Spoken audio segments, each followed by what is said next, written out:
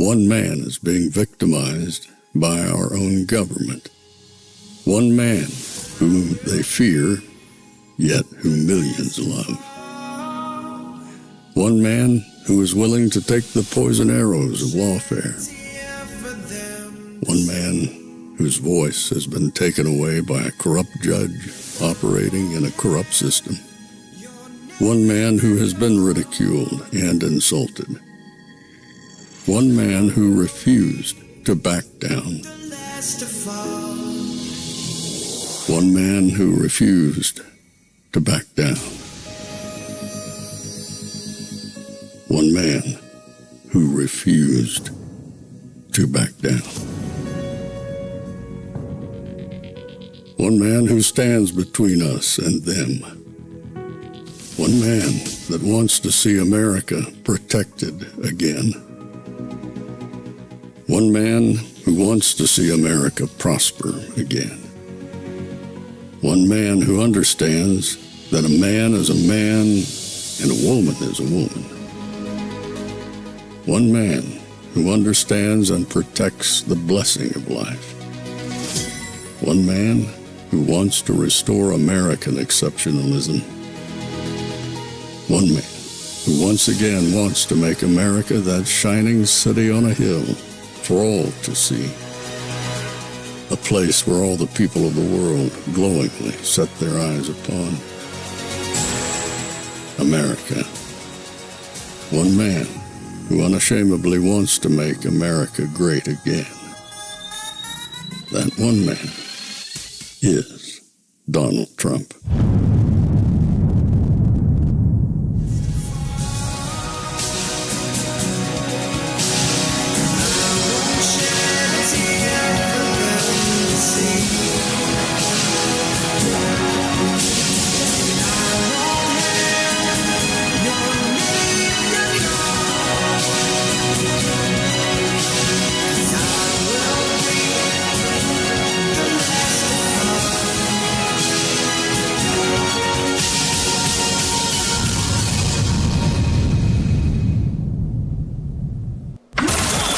This is Fanfare with Barry Cunningham.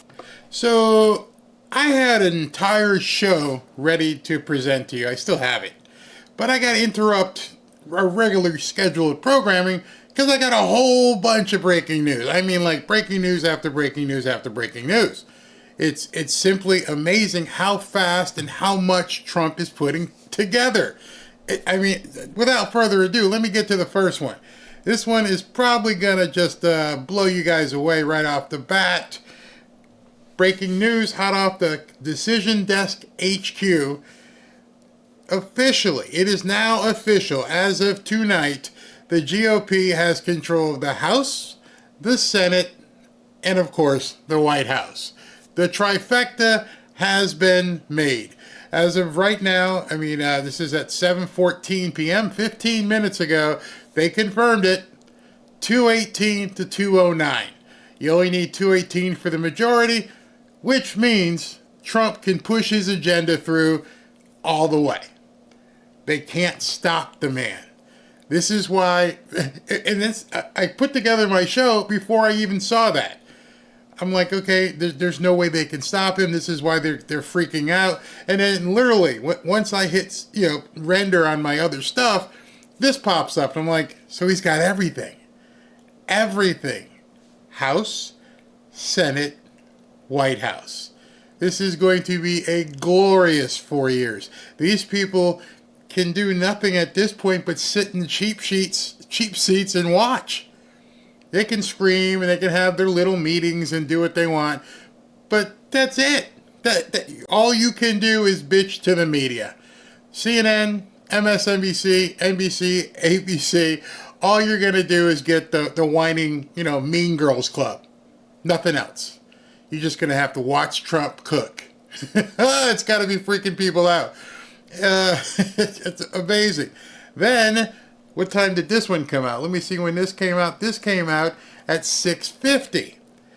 Trump has now selected his NSA advisor, National Security. He has picked Representative Mike Waltz. Representative Mike Waltz has been chosen as Trump's new national security advisor. Brings a strong military and policy agreement to the role. Former Green Beret, so he's got skills, and counterterrorism advisor under the Bush administration. Waltz represents Florida's 6th district, we know him well down here, and has been a vocal advocate for a strong national defense and counter-China strategy. Known for his hand-on military experience and commitment to U.S. security interests, Waltz steps into a role with a focus on bolstering America's strategic position globally, and that's from the Wall Street Journal. And there you may recognize him. That is Mike Waltz with the boss. But I'm not done. So let's continue. Then, I don't know how they have heard this, but it may have been a trial balloon. But now we got some news for you here. That if this thing turns out to be true, you're going to see quite a few Democrats need to invest in Depends. Without further ado, let me give you the next nugget. Ex-defense official Kash Patel emerges as the top contender for the CIA director. And it goes here, former Department of Defense official Kash Patel is being considered for several national security posts, including CIA director. Patel, 44, previously served on the National Security Council and senior advisor to the acting director of national intelligence and chief of staff to Secretary of Defense. It's Monday. It's Monday. And Trump is blowing up the world. We're not even a week removed from the election. And the hits just keep coming. I mean, this is specifically why I decided to do 2 shows per day. Because I know, I am completely confident this man is going to break news from now until January 20th. The hits are just going to keep coming. And I also know the left's got nothing. I mean, I would hate to be a Democrat in Congress or the Senate at this point. You just gotta, what's he gonna do to us today? Okay, let's go ahead and give our futile disagreement vote. Oh, I'm sorry, it's 51 to 48. You lose. Bye. Oh, it's 218 to 202. Oh, bye. You're done. Go away. Don't need ya. I can have Clarence Thomas at this point. Clarence Thomas can retire. I can appoint a new Supreme Court justice. Guess what? Only need 51 votes thanks to you nut jobs. Easy. Done. Oh, who else wants to retire in here? Yeah, Alito, you want to take a seat? Okay, we got another job to come in. We're gonna bring in another judge, another 35 or 40-year-old guy, so he'll be here for 30 years. Somebody really conservative, maybe like Ted Cruz, maybe Mike Lee. I'm sorry, Democrats, go ahead. Nays? Okay, we don't care. You're in. It's just gonna keep going. I got more for you. Before I even get to the show, I got more for you. Tom Homan said, we come into your workplace and we go arrest you. We're going to arrest people at their place of employment. So now, as I mentioned earlier in my first show, and I'm like, you're one of these newcomers who's, getting paid under the table or doing everything, and every time somebody comes in or knocks on the door, you better duck. They're coming to where you work. You don't think people are going to self-deport? You don't think people won't be able to take looking over their shoulder 24/7, wondering who's coming in a parking lot, what car is that, who's coming in? And imagine if you don't face the parking lot. Maybe your job's in a warehouse back here, and then hey, somebody wants to see you up front. Who is it? Some guys in black cars. And a couple sheriffs. Don't bother running out the back door. They're out back too, so just head over there. Can you imagine if you are a newcomer and you're not supposed to be here? How life is going to be, because they're announcing this. Just so you know, they are announcing this type of strategy because they want them to know. They want them to be concerned. They want them looking over their shoulder when they're going to 7-Eleven. Trump is kicking ass and taking names, and we still got 70 days of preseason to go. The game doesn't start until, January 20th. And how do I know he means business? Well, he ain't stopping, and this this one will blow you away. All this, everything you're seeing, this one was at 5:20, so I was still doing the other show. More news for you. RFK Jr. says he plans to fire 600 employees at the National Institution of Health, according to ABC. Woo! 600. All of you, pack your shit and go. You ain't got to go home, but you got to get the hell out of here. Bye. New sheriff in town. Bye-bye. Line forms over there. Get your severance checks and get out. 600. Read that again. 600 employees. Imagine you're working for the NIH right now, and your boy, the little elf guy, Anthony, sold y'all out. And at least you know in advance, January 20th, probably 21st, you're all fired. Maybe you might want to just go ahead and quit now. Just save yourself the trouble. Don't wait for the pink slip, unless you just really think you're going to get a giant severance. But even then, start looking. Move if you have to. We'll forward you the check. But you're done on January 20th or 21st. 600 people gone. And I'm like reading this stuff, and I'm like, you can't recover from all these blows. They're getting beat down left and right. It's just incessant. Absolutely incessant. Here's one other one for you. This came out at 5:32. Melania Trump has said she ain't coming. I don't want to meet with Joe Biden. Don't need to talk to you. Just pack your shit and get out too. Melania Trump has reportedly declined an invitation to meet with Joe Biden during President-elect Donald Trump's Wednesday White House visit. Bye, Jill. Bye, Joe. I'm going to hang out here in Mar-a-Lago until it's time for y'all to just move out. Don't even need to talk to you. Pack your shit. Have the moving truck come in, take the helicopter, and have it, send you off to Wilmington, Delaware. I got nothing to say to you. We knew that Trump was a boss. I didn't know Melania had that boss in her like that. I'm like, damn, that's cold. That's cold. You're like, nope, don't need to talk to her. Go. So that tells me the whole clan's coming in and ready to just whoop some ass. Just one story after the other. And I just couldn't even believe what I was seeing. Oh, and then we'll put this one. This is like pretty much like the cherry on top. Give him more stuff to be freaked out about.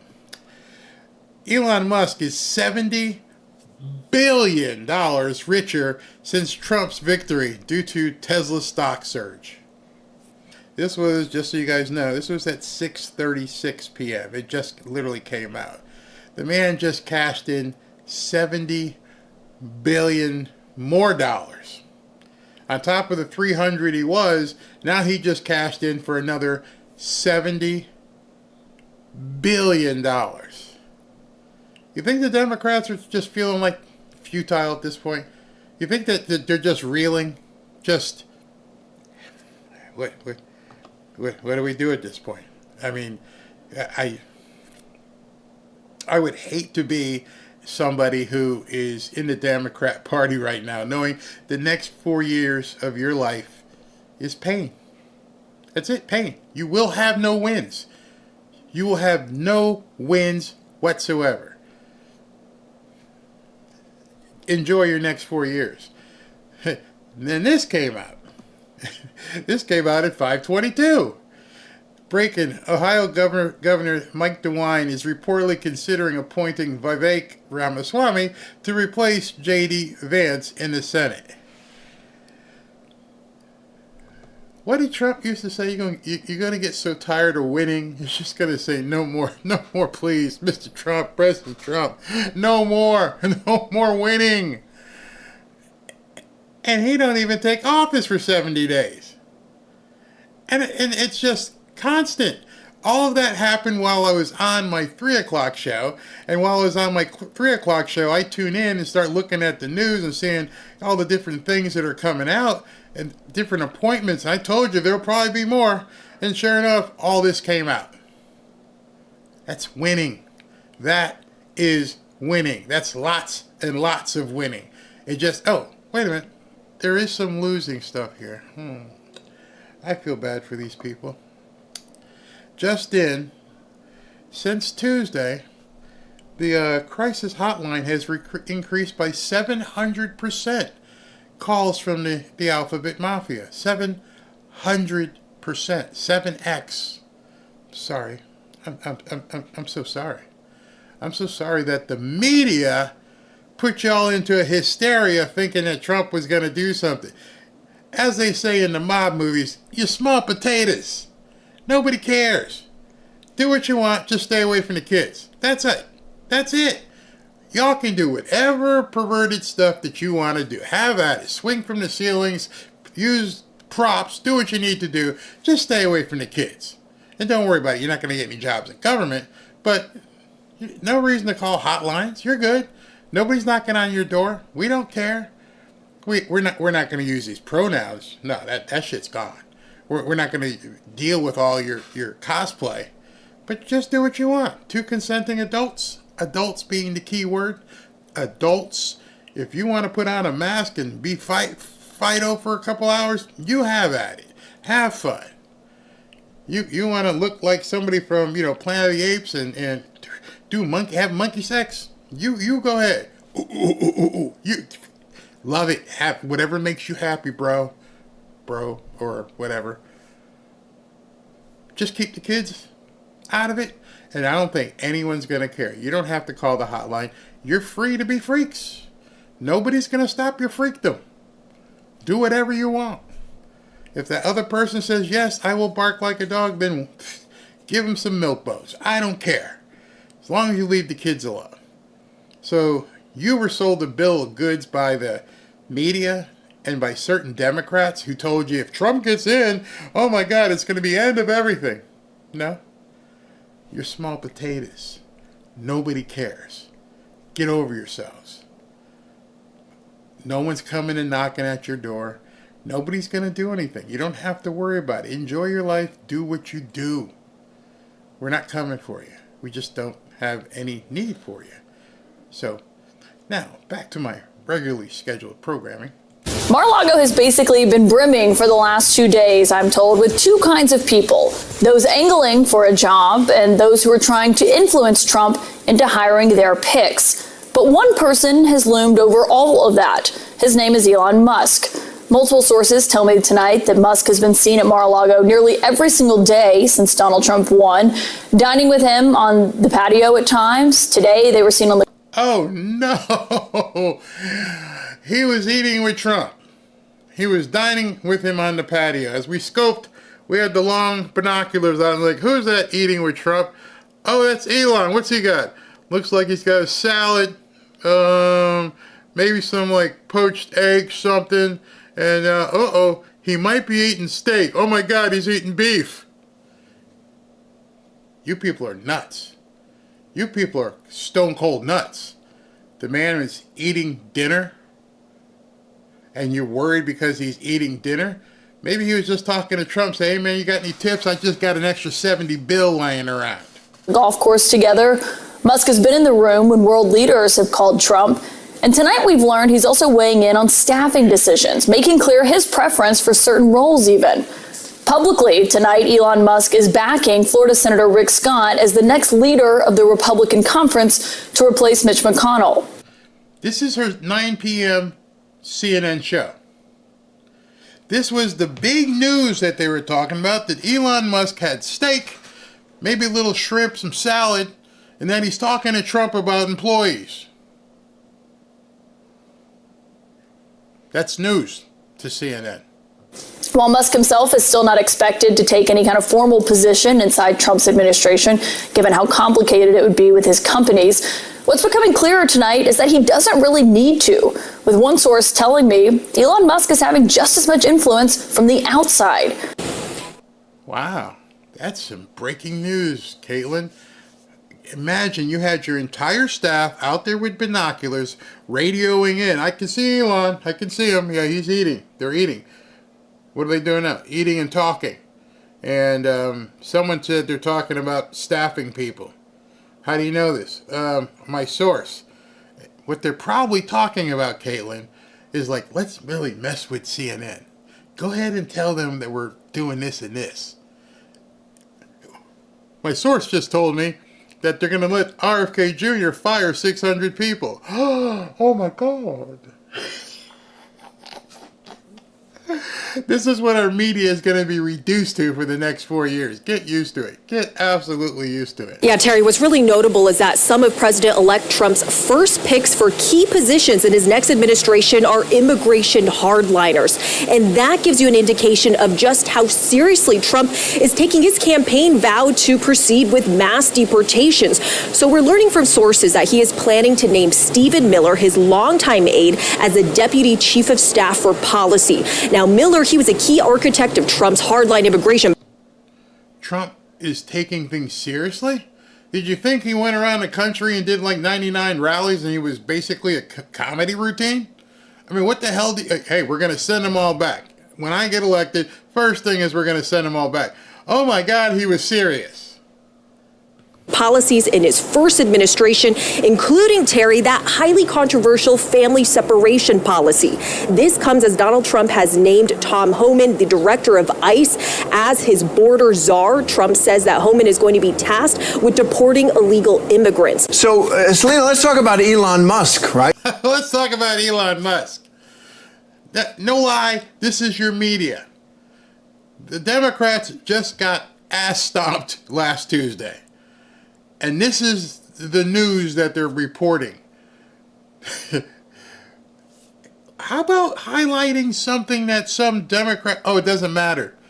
We got the House, the Senate, and the presidency. Oh, y'all got a long, long 4 years. If you're worried about Elon Musk having dinner, and then, hey, let's talk about Elon Musk. What's there to talk about? I don't know. The billionaire owner of Tesla and SpaceX and what used to be called Twitter. It looks like he's really becoming a major player in the second Trump administration. He's going to be in the government, do you think? Or what's the story there? Like this chick knows. I'm sorry. When I critique these people, I think to myself, you ask the stupidest questions. Okay, so, you think he's going to be inside the government? How the hell does she know? She's some cute chick, you stuck a microphone in her hand and said, stand in front of this camera. She has no idea. She probably didn't even know where she is. They come standing here and they say it's Palm Beach or West Palm. So tell me, you think Elon's going to be a part of the administration? My sources tell me that I'm an idiot. Yeah, look, regardless... She had to pause. He is going to be very influential in this next administration. Sources tell us that since the election, he has been at Mar-a-Lago nearly every single day. And we're even learning that he's been weighing in on some of Trump's staffing decisions. We're also told by sources that Elon Musk was present during at least 2 calls with world leaders, including Trump's recent call with Ukraine's leader Volodymyr Zelensky. So let me just tell you, as I tried to tell you earlier, you saw Mike Waltz got basically nominated or appointed as the new NSA person. Okay. Nobody predicted that. It wasn't anywhere. There was no leaks. This chick is saying, my sources tell me, when I know first 100% positive, she doesn't have shit for sources. Somebody somewhere kind of whispered in her ear and says, yeah, I think he was even on the phone with Zelensky. You weren't there. You have no idea. And there's nobody in the Trump campaign who's giving this chick a call and go, hey, yeah, just want to let you know, Blue Star was on the phone with Zelensky and Elon was there with him.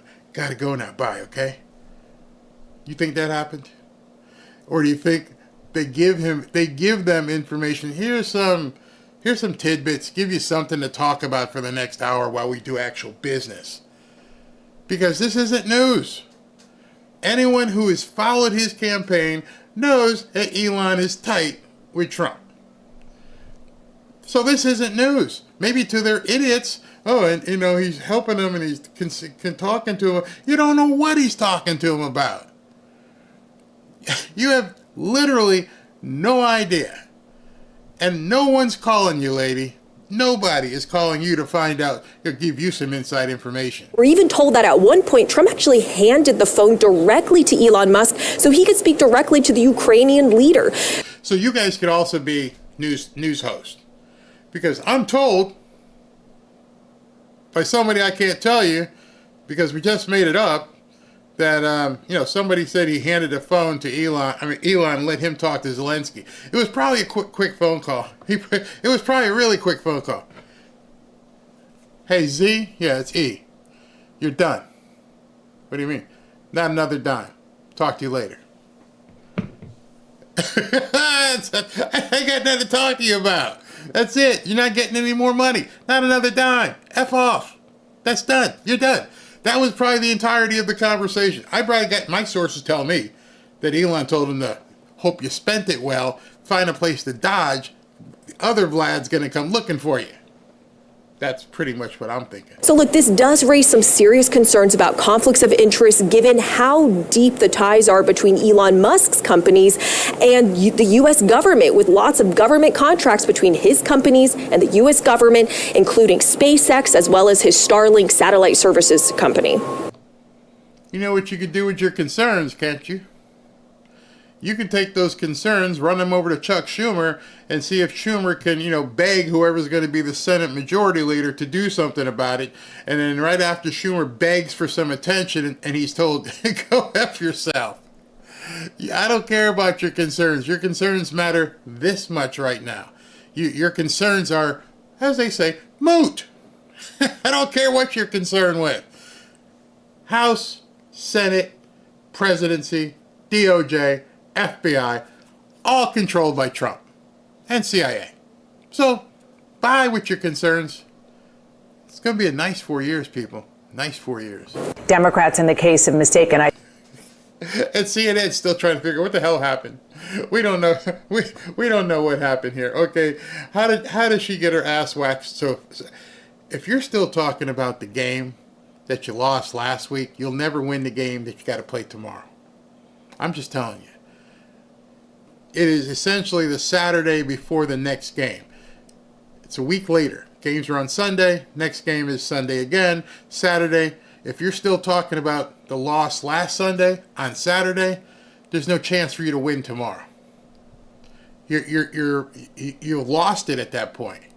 There's not an NFL team that will be talking in the locker room or any of the coaches about what happened yesterday next Saturday. Not going to happen. You got to go look at films today. Today's Monday. And then you got to get your game plan, see what we can do next week. No way on Saturday is anyone going to say, all right, what do we do? And the fact that the news people are still doing that, hey, how did this happen? Doesn't matter. What they don't understand is it doesn't matter at all.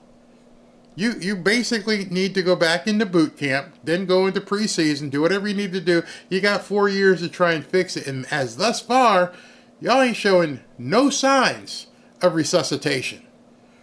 And by the time you keep talking about what we're going to talk about here, and meanwhile Trump's doing all this.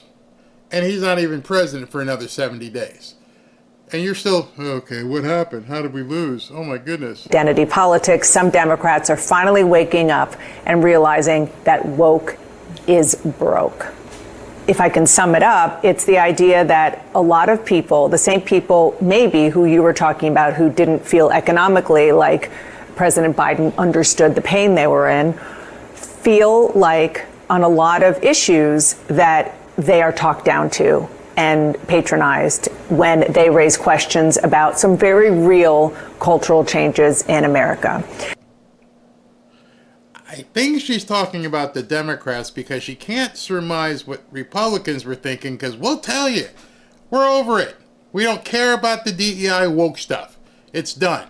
It's absolutely, it's crumbled up and thrown into the fireplace. Let y'all continue to figure out, what you're going to do about the woke stuff. In 18 months or less, nobody's going to be talking about woke. It'll be a word that used to be used before. One of those issues Republicans used as a big-time wedge issue, which is trans and trans rights. Wedge? Here's another woman who has not looked at the map. Wedge? It's all red except for where you are and where California is. Nobody wants this stuff. Why are you still even talking about it a week later? Seth Moulton gave a quote to the New York Times, and I will read it. He said, this is... The problem is they can't accept it.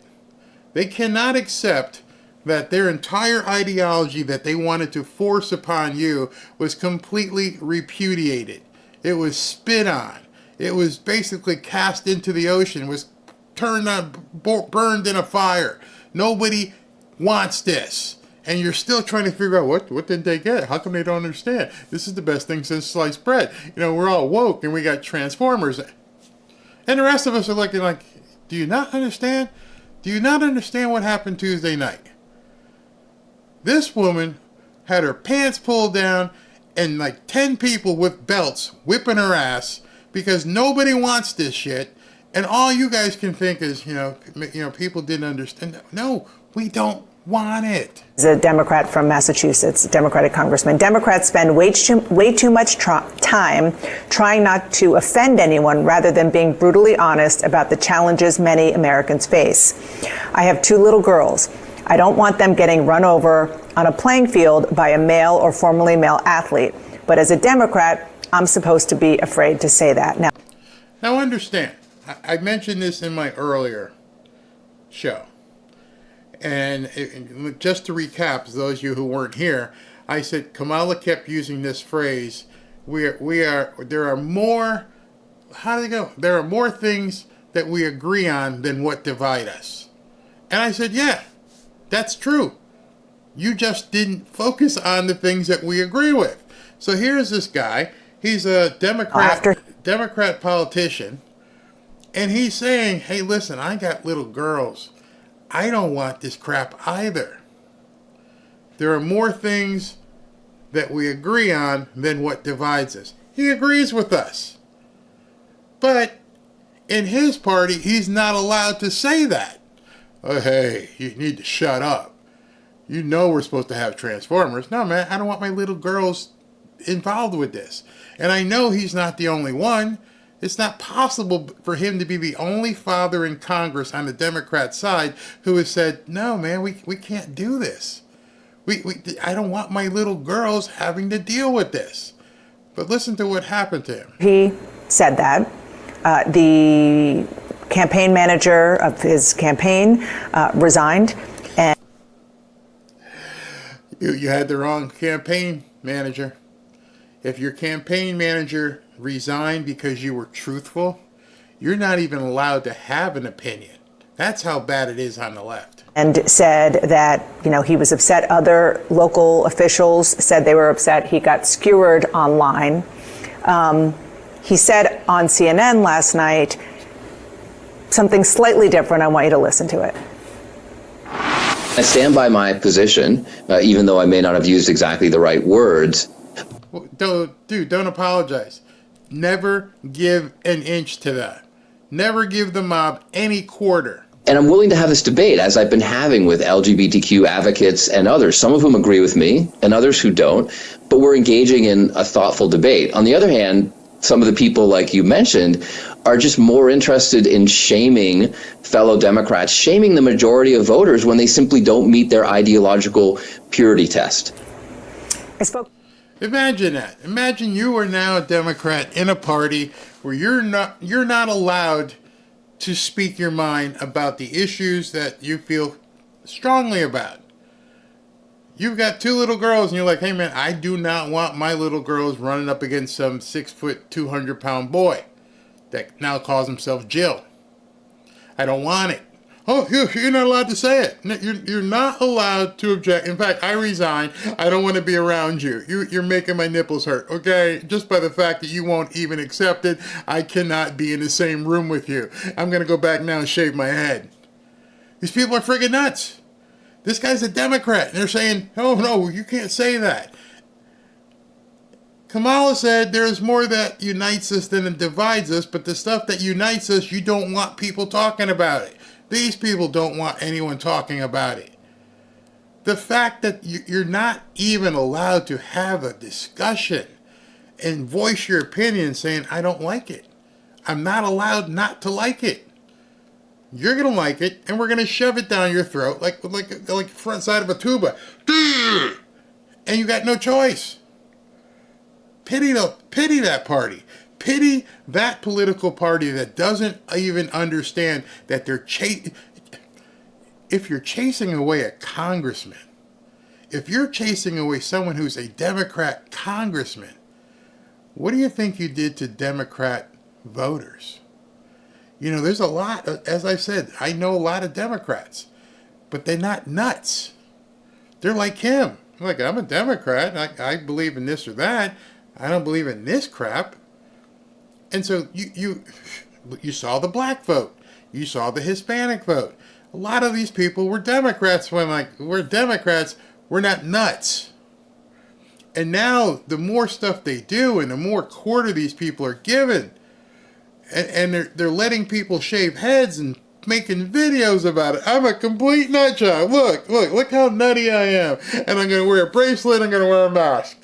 And just so you guys know that I'm a Kamala supporter. Thank you. Thank you. And then they wonder why there were 700% more calls.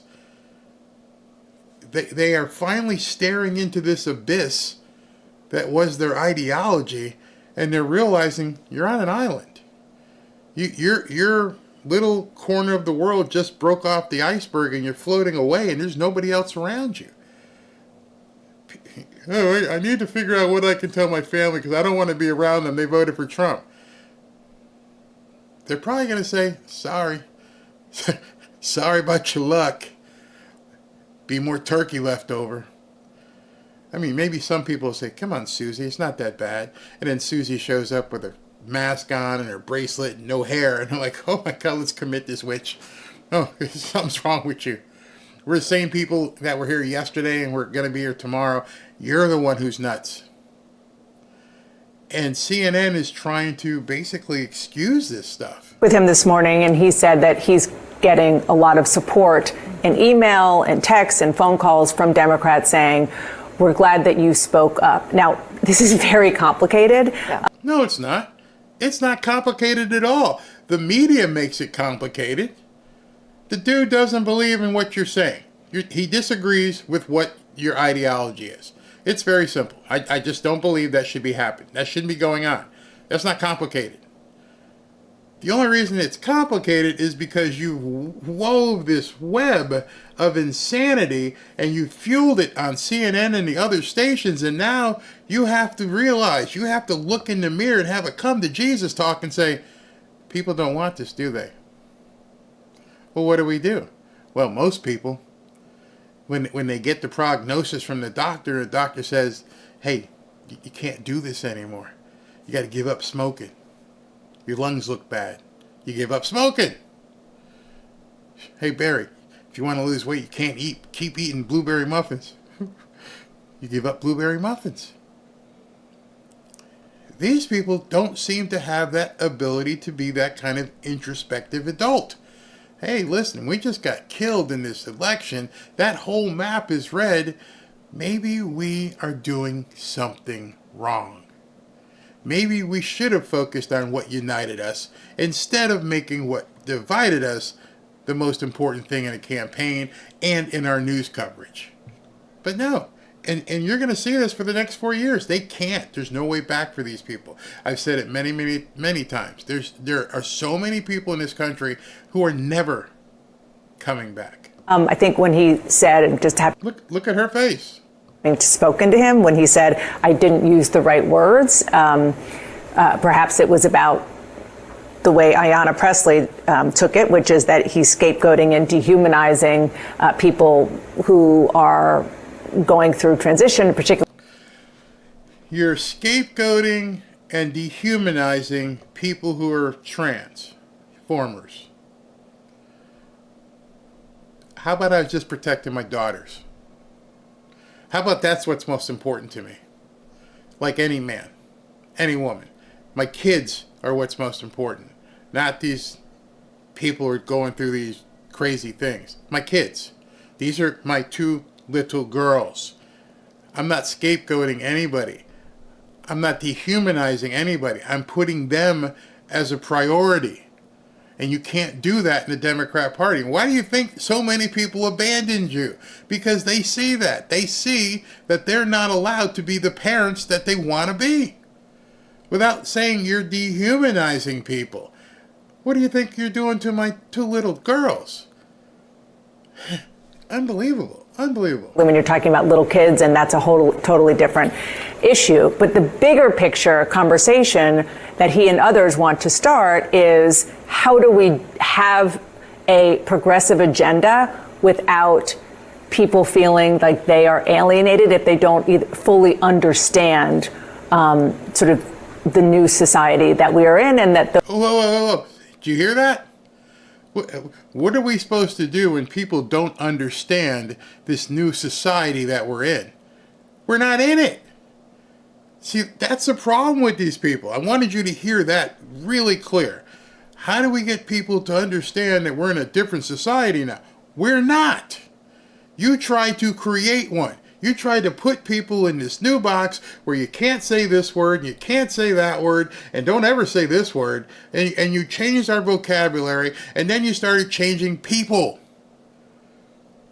It's not a new society, it's insanity. You tried to push it down people's throats, and obviously you're still believing that should it be that way, but you can't understand why people aren't accepting this new society. No, society is what it is. There are husbands, there are wives, there are boyfriends, there are girlfriends. Sometimes there's boyfriends and boyfriends, sometimes there's girlfriends and girlfriends. But you can't have a complete flip of the role and expect that that's going to be okay. And then be mad when some people, even on your own side, go, I'm not down with that. You know, I got these 2 little girls to worry about. F your little girls. And wear the ribbon. That's what she's saying. Those people, trans people, should have rights. Counselor, thanks so much for being with us. And this is kind of a little bit of a separate subject, although tangentially related to what Kate was just talking about there. But you are advising clients who are worried about retribution from the incoming Trump administration, revenge.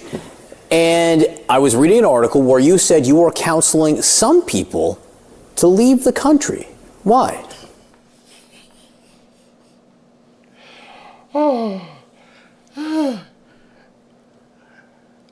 If I didn't show you this, you probably would think I was making it up.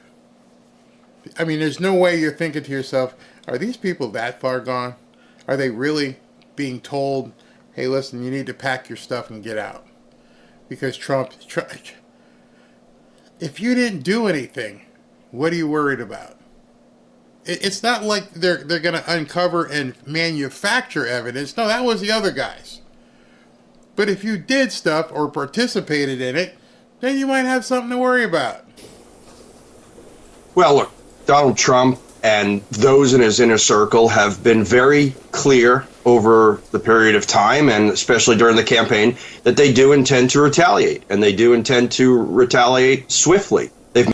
I wonder if this kid knows, or this young man, whatever, knows what the word retaliation means. Retaliation means if you punch me, I'm going to whop you upside the head. That's retaliation. That comes at me, this is coming back. This is coming at me, this is coming back. Retaliation. I'm paying you back for what you did to me in kind. I think the phrase that they should acquaint themselves with is, don't start nothing, won't be nothing. And at this point, unless you started something, that's the only reason for you to be afraid of something coming back your way. If you just went to work every day and did your job at the Department of Justice or wherever, and you didn't do anything stupid, untoward, criminal, then you don't have anything to worry about. There can't be any retaliation because you didn't do anything. You see, they're giving everything away, just in the way they speak. Oh, they're worried about retaliation. I'm like, well, I've never, ever walked up to somebody and sucker punched them. Never. Never, never, never, ever, never, ever will. I would never just walk up to somebody and go, hey, how you doing? Pop! However, if you swing at me, we gonna go.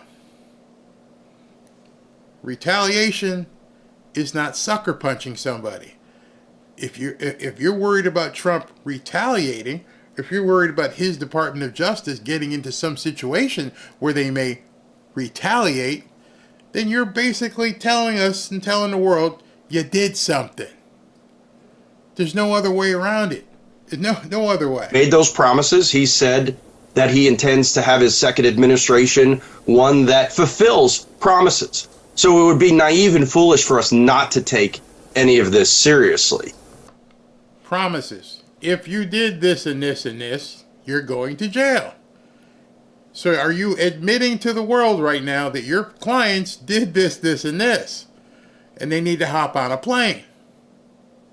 Is that what you're saying? And we're preparing. Now, I've represented a lot of clients who have been specific targets of President Trump and those around him. We're not just talking about my federal employee workers in different agencies who are uncomfortable, like you've just heard in this last segment. We're talking about people who have been specifically called out by the former president of the United States. And who? We're not rushing to it. I'm not saying sell your home, move overseas, never come back, become an expat. I'm telling certain clients, a small number, that, you know what, take a vacation for inauguration and let's see what happens in the days or week or two afterwards. All right, so this guy obviously has attorney-client privilege, so that that's not going to be pierced because you can't pierce attorney. Oh, that's right, you did that to Trump. You went after his attorney and you pierced attorney-client privilege, and you have already done it. You remember what you did to Donald Trump and his attorney, and how you put his attorney and some of his people in jail because you pierced the protection of attorney-client? Oh, that really sucks. That really sucks. You guys did that. So you're advising people that can easily be found out who they are at this point and say, why you running, bro? What you afraid of? What did you do? Now I know you did something because your attorney is advising you, take a few weeks away, man. Watch out what happens. All right. Okay. We'll just see who leaves. We'll just see who doesn't show up for work. What do you think he could do? What form would retribution, retaliation, revenge take in your mind? See how the words they're using? The only thing that could happen is a prosecutorial process. Meaning they're going to have to investigate and find out if people did something wrong. You just don't go from inauguration to jail without having Sorry, I forgot about the people on January 6th. I forgot all about them. I guess you've done that too. I guess you put people who didn't even have due process in jail. Wow, you guys really opened Pandora's box. Well, it can vary depending on, obviously, the individuals. It could be as harsh as criminal prosecution. I mean, you yourself and your network are potentially vulnerable. How many times? Ooh, I know they didn't want to hear him say that. Times have you done a story on classified information and it being leaked? Well, under the Espionage Act, that's prosecutable. Hey, CNN, lawyer up. This guy. oh man, these people are so effed. They don't even know how effed they are. The only reason why it hasn't happened previously is that the norm of the Justice Department has been not to prosecute journalists. There will be no norms that are in the second Trump administration. I'm sorry. Was there any norm for kicking in Mar-a-Lago front door and going through Melania's underwear drawer? I'm just wondering. Did you need a full force of a no-knock warrant with agents with guns and Uzis going to a former president's residence? Was there any precedent for that? No, there wasn't. So we're preparing for all this. It could be tax audits like we saw back in the Nixon administration. It could. Is that illegal? Oh, but then again, Trump might do no income tax, but he may dig into you like they did with Al Capone and then find out what you did or what you didn't do. But by the way, why would you be worrying about a tax audit? You're all Democrats. You don't mind paying more for taxes. You've paid everything. You probably paid more. You wrote checks and said, I got too much money left over here. Here. You didn't do that, did you? That's what I said earlier. They're all full of crap. There's more that unites us than divides us, meaning you use conservative accounting principles. His words, not mine. Be terminations like your last discussion was about. It could take the form of civil penalties. I mean, there is a whole host of usage of laws, not even abuse of laws, but... Oh, so it's legal. There's a whole host of uses, not even abuses. Those were his words. I mean, there are legal remedies. Interesting. So you're telling people who are your clients, take off for a while so that they're not subject to these legal uses. You're a fantastic attorney. You just went on TV and said all this, huh? The use of laws in a way that hasn't been typical or perhaps extreme that people could fall victim to. I think it was today or it's tomorrow. Rudy Giuliani has to give the keys to everything he owns. Is that usual? I'm just wondering. Is that what you normally do to, client attorneys? People who, disagreed with the government. You usually take everything they own, just ruin them. Everything. House, cars, if he has a boat, whatever. Is that normal? Just check it in. I want to see how this stuff works, because it seems like it works one way when Biden was president, but now you're afraid that Trump might actually do the same thing. Again, it's just preparation. And is it Donald Trump exclusively that you're concerned about? Actually, in many ways, it's more about the people who will be among him. In the first administration, and I represented quite a number of them who were in the White House with Donald Trump, there were people, for example, who would take documents off his desk so that he wouldn't sign them, and he would forget about it. You believe that? We saw in the Nixon administration as well, in fact. We're concerned this time around with the extremists, some of them, who will be around him, that they will bring the documents to the president to sign. I mean, we've got people like Steve Bannon and others who have made it very clear where they stand on seeking political retribution against their perceived enemies using what is called lawfare. These guys, as I've said many times, have no self-awareness whatsoever. I'm pretty sure Steve Bannon won't be a part of the administration. Pretty sure. B, he mentioned lawfare as if the last 4 years never happened. Which they have been doing for the last 4 years when he's been out of office, and suing perceived enemies. I just want to ask, Mark, you're a lawyer, a good lawyer, a very active lawyer. Do you feel like you have recourse to fight this in the courts in the coming months, if this were to happen? Well, that's a good question. I mean, look, the judicial system is still intact. There are a lot more judges appointed by the president, former president, but I've been before many of them, and oftentimes, if not all the time, they're not swayed by political aspects of it. There are jurisdictions where that's been a problem, for sure. The biggest problem with challenging this in court, based on what the administration might do come January 20th, is the length of time that it takes. If someone is prosecuted or sued, I mean, Trump threatened to sue me for treason. It doesn't exist, but he did it. But, if something like that happens, it takes time to go through federal court. what he means is, what he actually is saying is it's going to cost a whole lot of money. And my clients don't have that money. It will bankrupt them. So everything you've done in the last 4 years, and I don't know if you guys want to give Roger Stone a call or Paul Manafort or all these other people, Steve Bannon, Trump himself. If you want to just look into how long it's been since Trump came down the escalator, and it's been one lawsuit after the other. One charge after the other. It's kind of hard to feel sorry for these people, isn't it?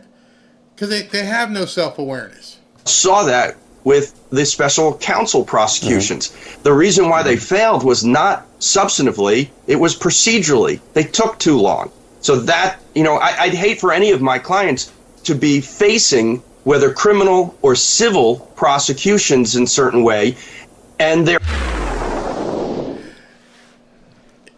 To me, these people are rats on a sinking ship, and there's not much time before it hits the water. Let me hear what you guys got to say. The only political judges are Democrats. Exactly. Rudy is being punished for questioning the 2020 election. Absolutely. Government has rules of ethics. You don't use your position to garner money. Yeah, and Bella, you're absolutely right. It is so hard to basically feel sorry for these people at this point. It's extremely hard to feel sorry for them. You can't. Sorry is for losers. We won. No more sorries. Absolutely. This guy is a weasel. Yeah, how many trillions has Trump spent on lawyers for war? But that is what I'm saying. There is no self-awareness. They act as though the last 4 years never even happened. Don't even worry about it. That was the Orange Man. That's not me. And meanwhile, go ahead and look up what Rudy Giuliani has to go. End of their party is incoming. I feel that way. I really feel at this point that the end of their party is imminent. Number one, they have no bench. There's nobody that's coming up that there's nobody there. I mean, who are they going to use? Cory Booker? Maybe Newsom will try again, but his record is horrible, and he wants to do the same stuff. So all the people that were prominent Democrats want to do what Kamala and Joe did. They want to push DEI. They want to push transformers and newcomers. They're in a position where they're going to have to change the entirety of their platform. And do what? Become moderates? They'd have to get rid of the squad and everybody else. I don't even know what they would do at this point. Doesn't make any sense.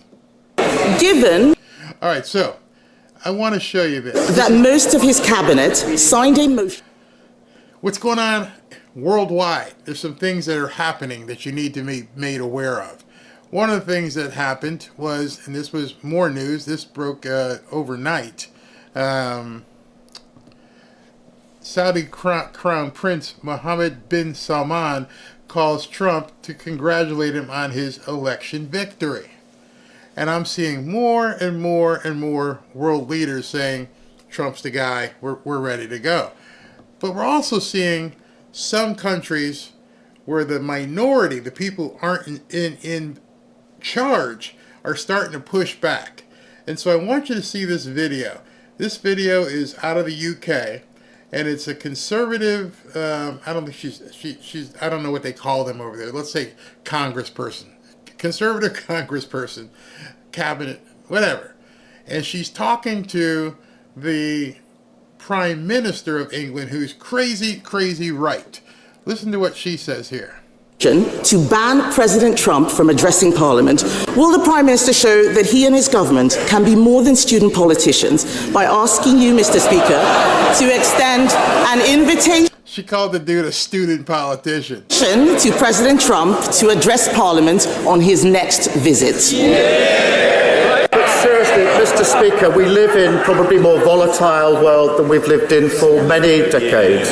It is absolutely crucial that we have a strong relationship, that strong special relationship forged in difficult circumstances between the US and the UK. We will continue to work, as we have done in the 4 months in government, on issues of security, our economy and global conflict. I love the way the English Parliament works. People get to jeer and cheer, and with this black woman who's surprisingly conservative says we need Trump. Speaker, he does not answer the questions, just read the lines the officials have prepared for him. It doesn't sound like he wants to invite President-elect Trump to Parliament. He needs to look after the special relationship. The US is our single biggest trade partner. Given the risk of increased tariffs on UK exports, which... She's heard Trump speak. She has heard Trump say, we're going to put tariffs on you. You don't do what we want to do, we're going to put tariffs on you. Threaten our manufacturing sector. Will the Prime Minister commit now to continue the negotiations on our free trade agreement with the US, which the Biden administration cancelled when they came into office? Prime Minister. Mr. Speaker, of course we will discuss issues of our economy with the President-elect. Mr. Speaker, discuss, chat. He has no plans whatsoever. People across the world have had it with these people. They have absolutely had it with people on the left. Blah, blah, blah, blah, blah. You got no plans. We need to get Trump in here. He's our biggest trade partner. We're going to get smacked with tariffs. And you're like, yeah, I'll talk with him and we'll discuss. No. You need to do this now. No plans whatsoever for building on the special relationship. He needs to realize that we in this country rely on our single biggest trade partner. President Trump is also right to argue that Europe needs to increase its defense spending. Buckle up. Going to be a great 4 years. You see it happening now. The other countries, they don't know what to do at this point. They put in these whack job, progressive prime ministers and presidents, and now they're sitting back going, oh my God, Trump won, and he's going to pull money out of NATO, and he's going to tell the WHO to go pound sand, and he's pulling out of the Paris Climate Accords, and oh my God, he's going to throw tariffs at us. What do we do? Kiss the ring, baby. That's what you got to do. You got to kiss the ring. So what did he, what is that, how does that translate? Translate that to me for day one actions from the EPA. Now this is Lee Zeldin. So he was named during our previous show, right during the show, he was named the secretary or whatever, director of the Environmental Protection Agency. And those of you know that the Environmental Protection Agency, that is the agency that's put on all this Green New Deal crap and regulated craziness like the windmills and everything out in California, and they're the ones who wanted to take your gas stoves away from you, and they're the ones who say you can't really drill because drilling it might kill the moose in Alaska. All the stupid stuff comes from the EPA, and he's about to talk to you about what he's going to do about it. So day one and the first 100 days, we have the opportunity to roll back regulations that are forcing businesses to be able to struggle. They're forced to cut costs internally. They are moving overseas altogether to be able to bolster liquidity in the American economy, where businesses strive to grow, expand here, and have the ability to export what they produce as opposed to exporting their jobs in the companies themselves. There are regulations that the left wing of this country have been advocating through regulatory power that ends up causing businesses to go in the wrong direction. Wow, this sounds like a guy who might have been speaking to Trump about this for, I don't know, months? And somehow nobody on X knew that this guy was going to be the EPA head? Somehow they were able to keep it secret? They didn't let you know that this was the guy, that they couldn't see him through the binoculars. I wonder why Lee Zeldin's there. Oh, he's having dinner. Oh my God, he's having dinner with Trump. Nope, never even heard that. They're watching Elon Musk, but they're not seeing the other people meeting. Now, President Trump, when he called me up, he was rattling off 15, 20 different priorities, a clear focus. He wasn't reading off of some sheet. It's the top of his head. And if I challenged him to give me 50 more ideas of what to do with this agency to improve the economy, I'm confident he would have done that. So advancing America First policies is one of the reasons why President Trump got elected. We have to make America great again. And often when he talks about that at the end of his rally speeches, he was also talking about making our country prosperous again. And it's something that he deeply believes in. This is going to be a great 4 years for America. It's not just about a great day one or a great first 100 days. I have a feeling that we're on the verge of what could be the greatest 4 years we've ever seen of any president in the White House. I 100% agree. I think now that it's confirmed tonight that Trump indeed has the House, the Senate, and the White House. We are going to see things happen in this country we may have never seen. I mean, it's gonna be so prosperous. People all in different sectors are freaking out. Stock market's gonna explode. If you've been watching Bitcoin, people were projecting that it may hit 100. It's up to like $88,000 or $89,000 for one single Bitcoin at this point. Everything is showing a surge. The real estate market lagging behind because of interest rates and everything else, but that will change. Everything at this point is looking up. And then you take off the table the possibility of foreign wars all over the place, and we're in a safe world where the economy can soar. I am so looking forward to that. Imagine being able to travel abroad again without worrying about certain things. I just wonder how many people remember life 2016, 2017. Dude, it's been so bad and so insane for the last 4 years. I wonder how many people sit back and go, yeah, I remember. I went so-and-so. I had money to do it. And, I didn't have any problems. And I wasn't worried about 87,000 IRS agents poking at the door. And my health care was cheaper. And my gas was cheaper. And my groceries were cheaper. You have to wonder how many people can even understand what's about to happen. Let's let Vivek tell you what he sees. To get rid of the presence of the people who populate that bureaucracy.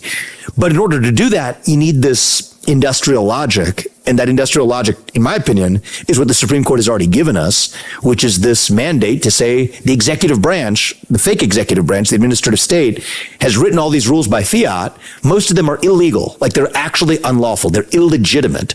And so if you have an executive branch that says, okay, we're going to recognize that most of these regulations are illegitimate, there's your blueprint for then shaving down the size of the federal bureaucracy, which is then the permanent solution to stop that bureaucracy from perpetuating this kind of illegal rampant action. So essentially what Vivek is saying right here is Trump's not just looking to make things successful for the next 4 years. He's going to work on that. But his project is to peel back regulations, destroy the bureaucracy, and make it prosperous and great beyond his 4 years, so that whoever picks up the mantle and becomes the new president when he retires in 2028, they'll be able to run on everything he's done and tell everybody we're just going to continue and we're going to push it through and do even greater. And by then, all those regulations, all those agencies, they're all gone. They're torn down. They're not there to be replaced. And if things go the way I think they'll go, I don't believe we'll see another Democratic president for some time. It's very hard to convince people to go back from prosperity.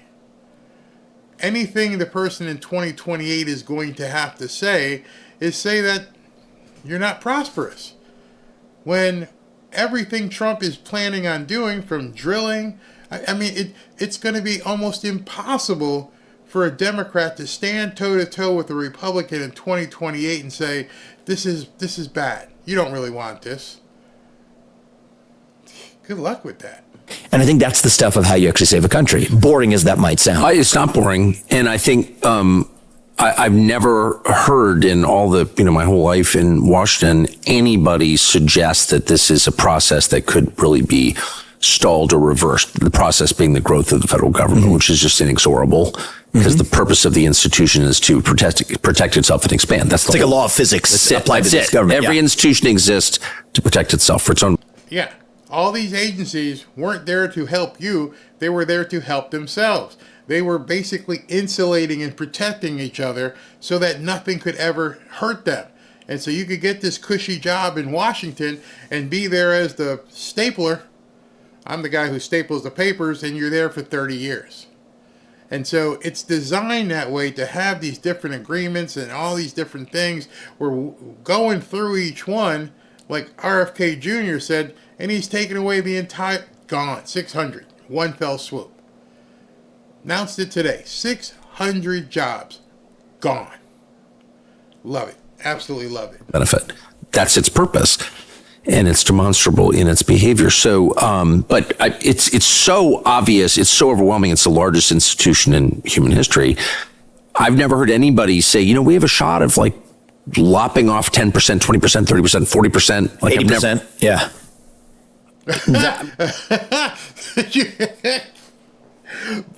Vivek said 80%, and he left Tucker speechless. His face was like, what? You're talking 80%? Yeah, we could probably lop off 80% of the federal government and still run everything fine. And he caught Tucker by like, what'd you just say? That would change everything from our foreign policy to our economy to our culture. You really think that could happen? Yeah, I think it could happen. So imagine that. Imagine that 80% of the federal government would just go away. Not exist. Not be there anymore. I want to show you something and how bad it is for these people. How seriously bad it is. You're going to enjoy this one. You'll end up probably like shaking your head going, you got to be kidding me. There is a feeling of dread among everyone. CNN's Renee Marsh is with us now. Renee, what are you hearing? Well, John, we are in a new dystopian hellscape. That is from a federal employee via text. A dystopian hellscape. Somebody actually used that word to describe what Trump coming in January was going to be like. Message last night, and that is the mindset of many of the 2 million federal workers anticipating Donald Trump's return to office. Now, to be clear, what Donald Trump is promising for federal workers is unlike anything we have seen in our lifetime. He's proposing reverting to a structure of government that existed 141 years ago, when political parties gave government jobs to their supporters. And that's what has federal workers, who I'm speaking to, so anxious and so scared about Trump's plan known as Schedule F. Now, it would give him the power to start these mass firings of nonpartisan career employees perceived as disloyal, who may get in the way of his policy actions at these agencies. As you know, Trump has obsessed on the campaign trail about the idea of federal workers being agents of the deep state working against. Obsessed. When I told you they have nothing, I wasn't kidding. They're still talking about things as if the election hasn't happened yet. They're not accepting the fact that the majority of the country agrees that there's something going on in the government and that things have to be eliminated. They don't need to talk like this anymore. Take the veil off, honey. Stop talking like you're not convincing anybody anymore. Trump got elected in a landslide with a mandate to go in with a wrecking ball and do what you need to do. Just fix it. So you can put all your little innuendos in there about Trump lied about the deep state or Trump said this. Doesn't matter. Why are you wasting your time? To go back and try to influence people into thinking Trump said something bad about the so-called deep state and try to get your viewers to think it was outlandish, it's too late. Every single newscast I look at, they're still talking about stuff that happened as if the election didn't happen. There is no reason to even be discussing DEI. There is no reason to be even discussing J6 or what happened with the 2020 election. There's no reason to be discussing any of this. That stuff is all going to move forward with what Trump wants to do. You would do better as a network to begin looking at the changes that Trump is going to make and never bring any of that stuff up again. It just clouds people's vision and they're wondering, what the hell are you talking about? Against him and his agenda. Now, some of the employees who lived through the first Trump administration say they are experiencing PTSD. One saying, quote, "We are absolutely having conversations amongst ourselves about whether we can stomach a round two." You don't have to. Let me just tell you, any of you people who are worried about these conversations and you need some, Prilosec or something, let me just tell you, you don't have to. You can pack your shit and leave. There's no reason to worry. It's a big world. You don't have to sit around wondering, eating rolls of Tums, wondering if you can stomach another 4 years of Trump. You don't have to. We don't want you there anyway. If that's how you feel, leave. What's holding you there with your stomach and, you're going into the bathroom, you're having blowouts because, oh my God, I cannot believe Trump's coming back in the office. I don't know if I can deal with this. Don't deal with it. It's a very simple choice. Nobody is keeping you there. You turn in your badge and get out. And you won't have any more stomach trouble. You won't have any more diarrhea. You will be cleansed. Just go away.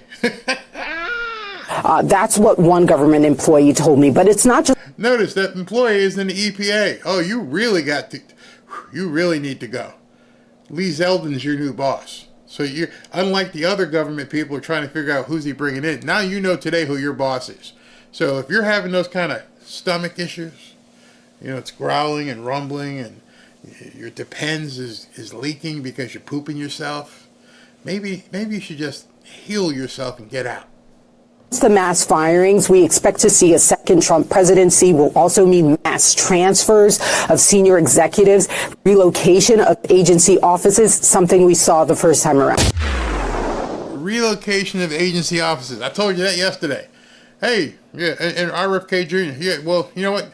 You can keep your job, but understand on February 1st, report to Guam. What? No, you can't be on K Street. Your building's not on K Street anymore. Bye. I am so ready for these next 4 years. And this last video I just want to show you, and I'll take some of your comments. It's really interesting to me because everything was made out to be that this man was just a horrible person. An absolutely horrible person, that the Orange Man bad and everything else. And I'm thinking to myself, what I'm about to show you is well, let me just show you. This is his granddaughter. And she decided to do a behind-the-scenes video of the family on election night. I want you to look at this.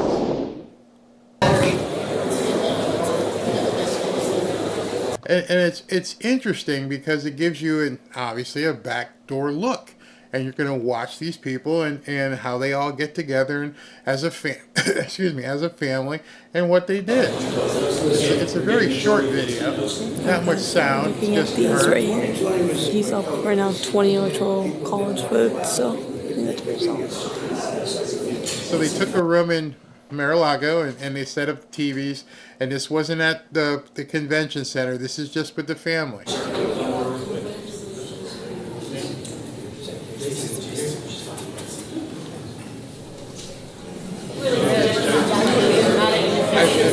I love the realism of this, and it just gives you a different glimpse of the family. There's Barron, obviously, and the family starting to file in and just hang out.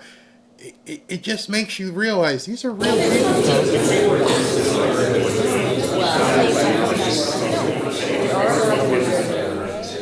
Yeah, it's just a real family. Everyone good with Look. That's Dark MAGA does that.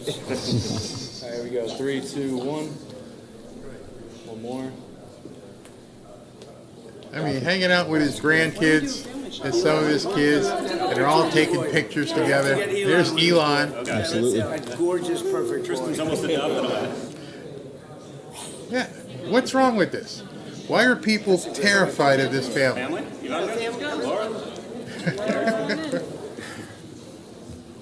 Now, people made a big deal because Melania wasn't here for this picture. Well, maybe Melania was still upstairs getting herself fabulous for her entrance. You know, obviously, it's where she lives. She wasn't in a hurry to get there. They just happened to, all gather. Why would anybody have a problem with this? Why would you call any of those people evil? The grandkids, the kids, friends. That's him with his granddaughter. Look at that. Yeah.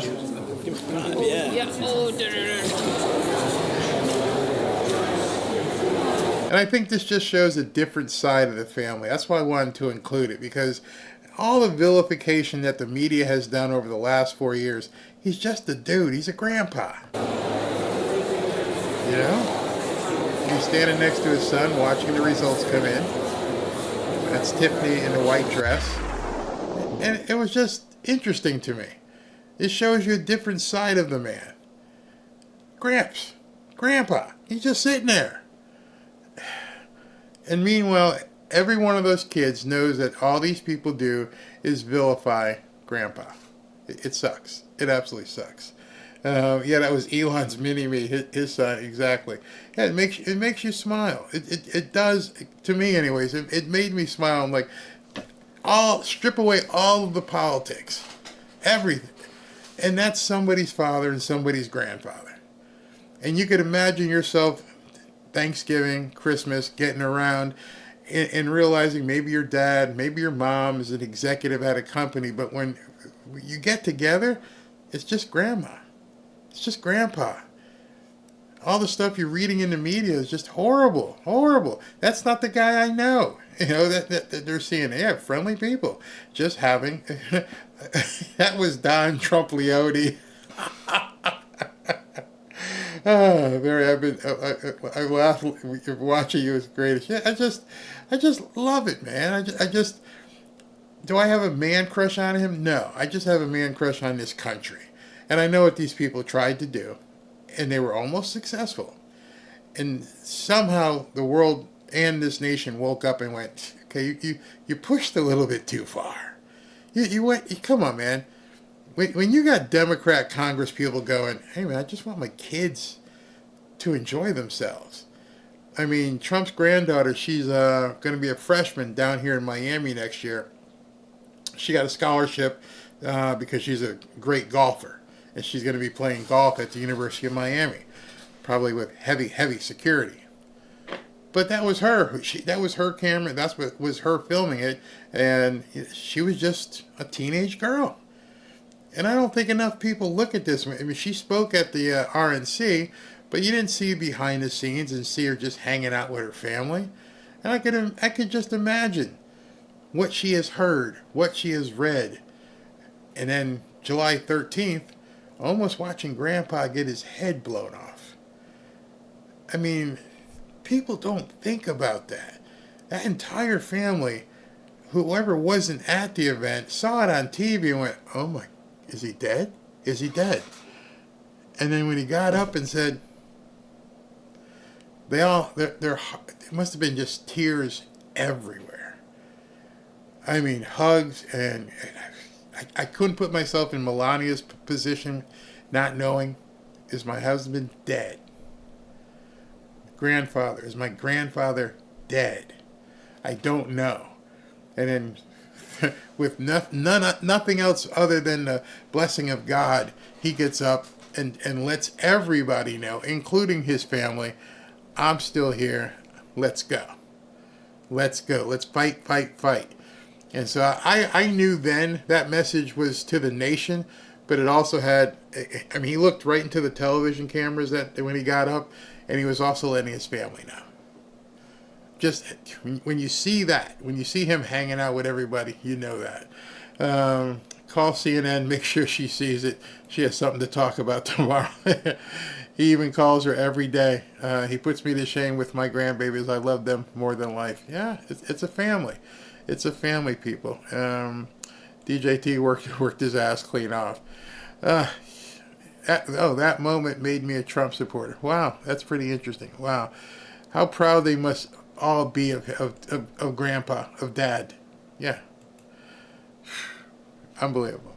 So tonight I'm gonna give away. Let me make sure everything is working. I'm supposed to give away 5 hoodies. If Ashley is watching, I'm not sure if she is. Let me just make sure everything is still ready to work here. Let me make sure we have enough in inventory set to go. Because if I don't, then it won't let me pick. Hold on 1 second. Edit. And yeah, we're good to go. We are good to go. All right, so we're going to give away 5 hoodies. So Ashley, I hope you're watching.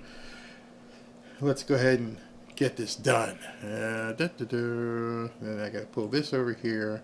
All right, you guys ready? Because I know some places where you guys are might be kind of chilly. Might be just like a perfect time for you to win a hoodie. Let's see right here. All right. Let me put this over. Boom, so we can do that. Let me move that comment. All right, the first winner for tonight. And, Rafat Tabah. Rafat Tabah has won a hoodie. Rafat, let's pick another one. Got to go back in here, back to live draw, pick another one. Gordon Miles Litzinger. Gordon Miles Litzinger. And we're going to pick another one. And Linda, I hope I pronounce it, Leisner or Leisner? Linda Leisner. All right, we got 2 more to go. And let's go here. Wendy A. Ty. Wendy A. Ty. And we got 1 more. And let's do this one more time. And let's see who's winning another hoodie. Was that 5? 1, 2, 3, 4. Yep. Now we're doing number 5. Michelle Anderson. Ashley, text me, let me know you got all those, or we can just go ahead and download those tomorrow. So thank you all for registering. We're going to give away some tomorrow night, and we'll, basically every night. If you haven't registered to win, go to fanfareshop.org, and you can just enter your information. Sometimes people are saying that they're not allowed to because it won't take your email address. There's nothing really I can do about that. Sometimes it doesn't like certain emails because it's been reported as spam or something. And so I've lowered the restriction as much as possible, the filter, down to like 1. And so if it still kicks you, nothing we can do about it. So that's where that is. Also, before I look at the super chats, what I want you to do is, if you'd like to join us on our private free X group, go to fanfareshop.org/group and join 9,000 plus fellow patriots. The reason why I did it there is if you join, you will see. You see, a YouTube membership, number 1, it costs you money. But number 2, it just allows you to get a nice little sticker and then leave a comment. That's it. It doesn't give you anything else. You join this group, and you basically will become a content creator in a safe space. We don't allow any of the outside world of Twitter to come in, outside world of X. This is a very curated group just made up of people who watch these videos and people that they've invited in as well. So it's very safe. You get to use X. You don't have to worry about doing so many different things, and a lot of the people are actually sharing a lot of information. Go to fanfareshop.org/group. I had one of the guys who went there, and he said his account got suspended. And I'm going to have to do some tutorials and let people know, because he didn't know this. Don't jump in there and just start following 1,000 people. Don't do that.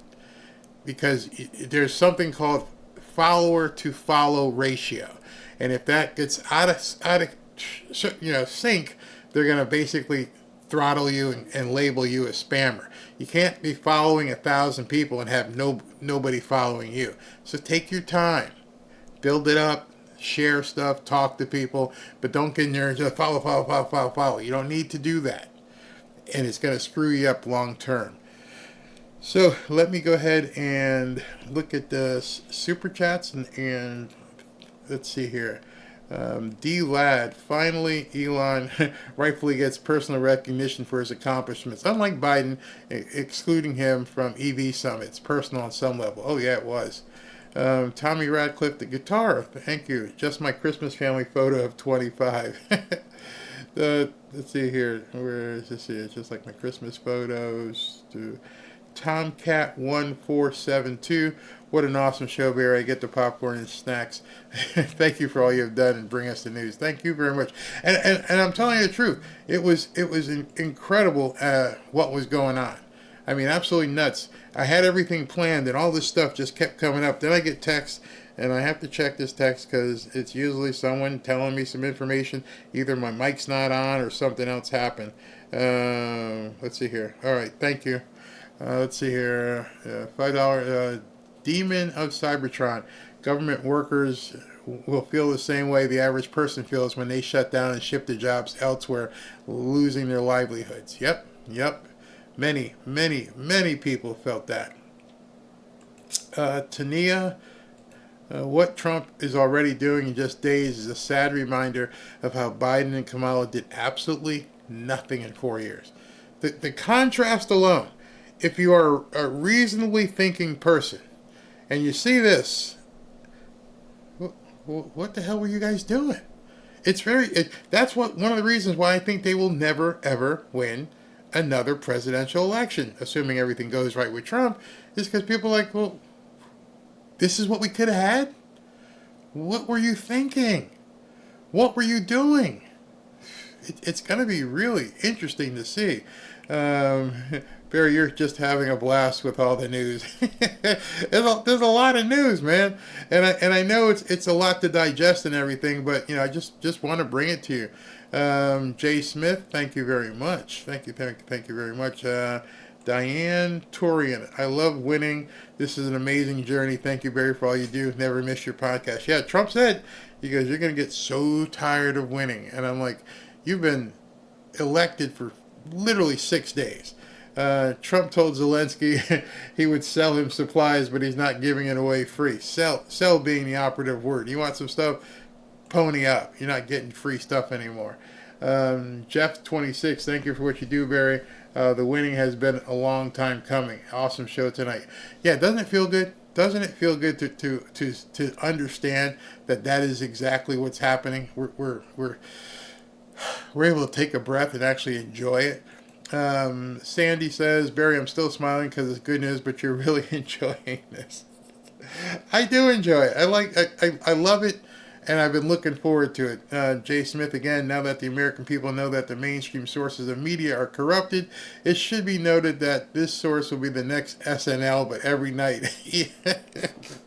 They lied. They lied. Mark of Reality, tell Caitlin from MSNBC. Caitlin's on CNN that I too am backing Rick Scott for Republican leader in the Senate. I'm not even a billionaire either. T. Malat, this is a great time to be alive. I'll never see something like this ever again. I don't think so either. Fanberry part-time equals championship match plus 70 billion. The one is done all this and elect. How does a mortal do this? Man, the dude, 70 billion. You pissed off the wrong guy.